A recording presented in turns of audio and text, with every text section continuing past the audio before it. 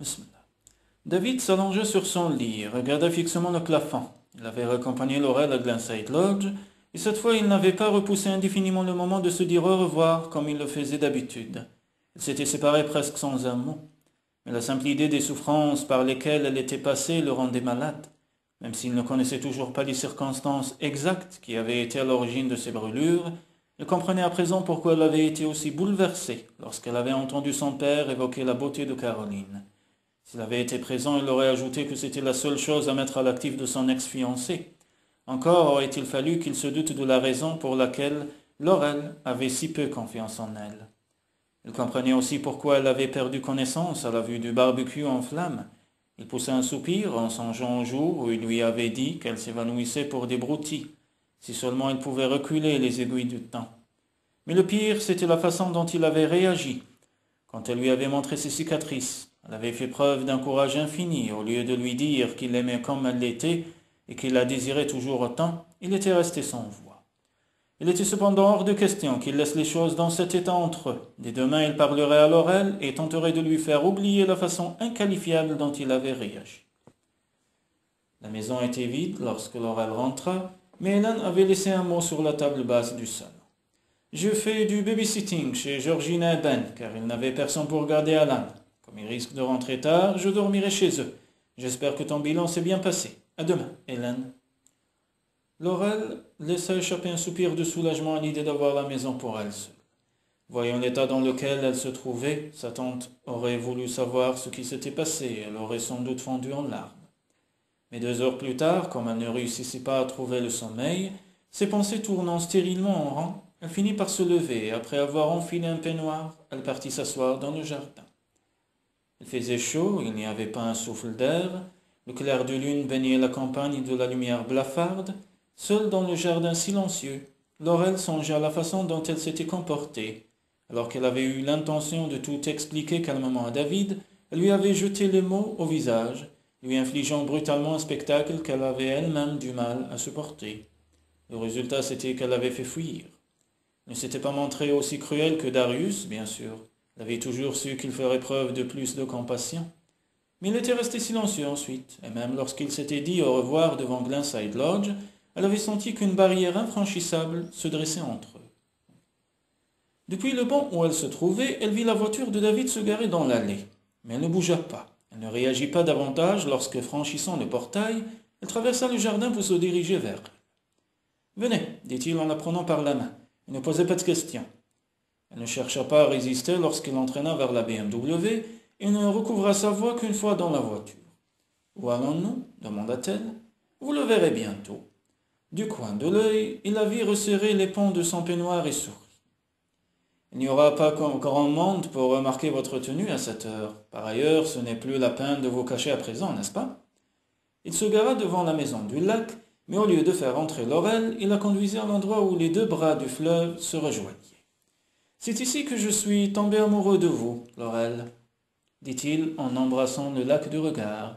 « C'est aussi ici que je voudrais que nous vivions tous les 2 et que nous regardions grandir nos enfants. Je vous aime. J'aime tout en vous, votre sourire, votre douceur, votre courage. Je rêve de pouvoir vous chérir jusqu'à mon dernier souffle. C'est ce que j'aurais dû vous dire tout à l'heure, mais je dois avouer que j'ai d'abord éprouvé un choc en voyant vos cicatrices. Pourrez-vous me pardonner ?» Un pâle sourire effleura les lèvres de la jeune femme. « Je peux tout vous pardonner » répondit-elle tandis que l'aube blanchissait l'horizon. Il la tira dans ses bras et cette fois elle ne chercha pas à se dégager. C'était là qu'elle avait toujours voulu être. « Je vous le demande de nouveau. Voulez-vous m'épouser » Elle le regarda avec une gravité qui le bouleversa. « Oui, David, je vous aime moi aussi. Je veux vivre avec vous. » Il se pencha vers elle et prit ses lèvres dans un baiser d'une tendresse infinie. « Vas-tu me dire ce qui est arrivé » demanda-t-il un moment plus tard. Elle hocha la tête soudain. Elle ne craignait plus d'évoquer cette époque terrible de sa vie. J'effectuais une garde de nuit dans le service de chirurgie des hommes. Ma collègue était partie en pause et je terminais d'installer un patient que le service de gérontologie nous avait envoyé lorsque j'ai entendu des cris s'échapper d'une des chambres. Je me suis aussitôt précipité à l'intérieur, mais déjà l'alarme incendie s'était déclenchée. Le lit sur lequel était allongé le patient, un solide sexagénaire qui avait les 2 jambes dans le plâtre, était en effet en feu et les flammes avaient commencé à s'attaquer aux rideaux. Les secours n'allaient pas tarder à arriver, mais la fumée était déjà tellement épaisse qu'il était hors de question que je les attende. Tant bien que mal, j'ai tiré le patient de son lit, et comme il était bien trop lourd pour que je le porte, je l'ai traîné jusqu'au couloir. Je n'ai pas vu que le bas de ma blouse avait pris feu.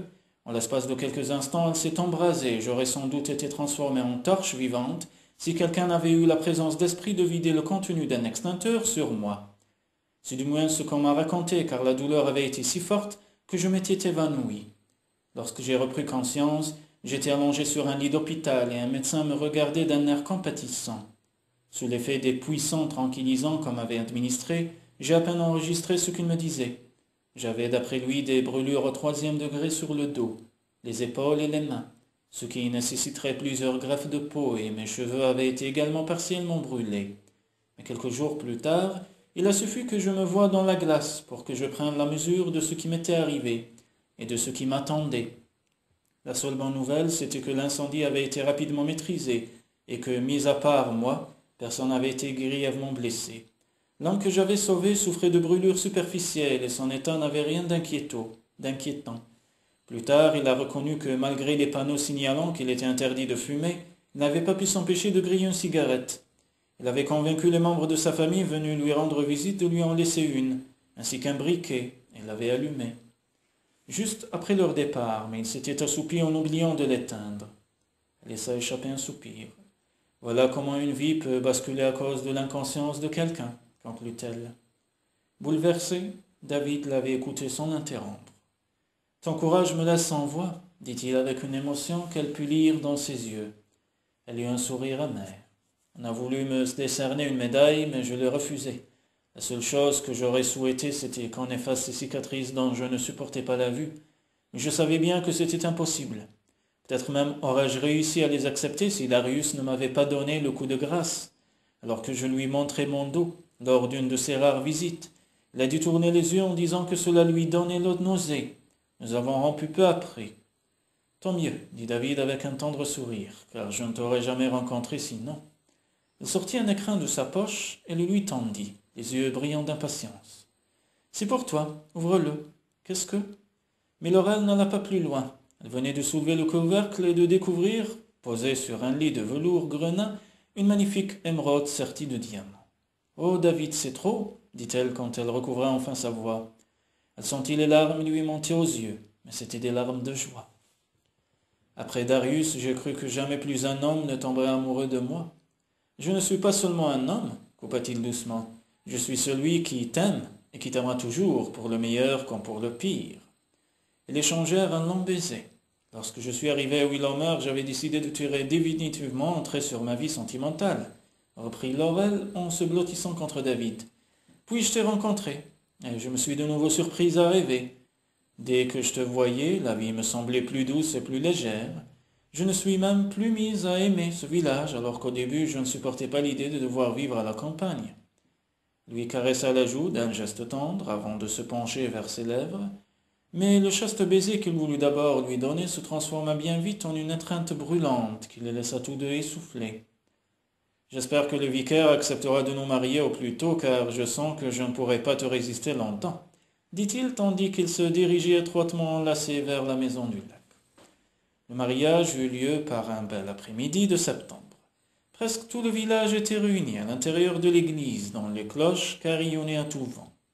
Il y avait bien sûr l'équipe du cabinet médical au grand complet, à laquelle s'était ajoutée Lizzie, car Michael, qui avait passé avec succès son entretien d'embauche.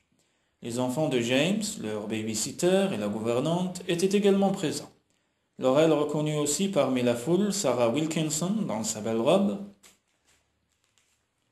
de mousseline bleu nuit, Georgina et le petit Alan, Lord et Lady Derringham, ainsi qu'Alistair, qui marchait avec des béquilles, et reçut de nombreux témoignages de sympathie de la part des villageois. Les premiers rangs étaient réservés aux membres de la famille des futurs mariés. Les cloches s'étant tues, l'organiste entama la marche nuptiale, tandis qu'elle avançait au bras d'Hélène vers l'hôtel où l'attendait David. Magnifique dans son smoking noir, Laurel aperçut de loin ses parents. « Je n'en crois pas mes yeux, murmura-t-elle émue. Est-ce toi qui les as prévenus, tante Hélène ? Oui, mais comme il n'était pas sûr d'arriver à temps, j'ai préféré te réserver la surprise. Nous ne pourrons cependant pas rester très longtemps, car leur avion décolle demain. Laurel sourit. Ils ne changeront jamais, mais je suis quand même heureuse qu'ils soient là. Elle se tut comme à l'arrivée devant l'hôtel, et s'effaçant pour confier sa nièce adorée à l'homme qui avait su lui rendre la joie de vivre, Hélène rejoignit Jonas assis sur le banc du premier rang. David enveloppa du regard sa future épouse dans sa robe de satin blanc. Elle ressemblait à une déesse. « Tu es superbe » lui murmura-t-il avant d'être discrètement rappelé à l'ordre par le vicaire. La cérémonie fut à la fois simple et émouvante, puis toute la noce se rendit à la maison du lac. Sacrifiant à la tradition, David souleva Laurel dans ses bras au moment de franchir le seuil. « Nos rêves vont enfin pouvoir devenir réalité » lui murmura-t-il à l'oreille avant de la reposer sur le sol.